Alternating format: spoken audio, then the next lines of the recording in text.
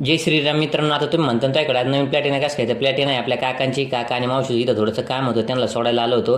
बसल्या बसल्या माझ्या लक्षात आलं, रोहित भाऊने आपल्याला मेसेज केला होता का भाऊ ब्लॉग परत चालू करा. तर ब्लॉग बंद केलेच नव्हते, फक्त 2-3 दिवस कंटेंट नव्हतं. तिथं आले आपले सोनू भाई, एकदम रॉयल माणूस बरं का, दूध उत्पादक. बसल्या बसल्या मला फळ दिसलं, पण कशाचंही काही समजत नाही. तुम्हाला माहीत असलं तर कमेंटमध्ये नक्की सांगा. त्याच्यानंतर संकेत भाऊसोबत चाललो होतो डॅमवर. ते म्हणे आपण थोडेसे जांभळं खाऊ, मग थांबलो जांभळवानात. त्याच्यानंतर डायरेक्टच आलो डॅमवर. आता बाजारामध्ये जेवढे भाजीपाला बाया बघून घेत नाही, तेवढे खिरे बघून घेत होते. एक तुम्ही म्हणता ना, आता एक मागे एक कुठं निघाले, तर ते म्हणे समोर जे दिसतंय ते एकदम गोव्याच्या बीच सारखं आहे, तिथं जाऊ आपण. म्हणलं चला, मग तर निघाले दगडादगडानी. तिथं आलो तर काय, खरंच गोव्याच्या बीचपेक्षा भारी होतं. शंख शिंपले साईडला आलेले मस्त.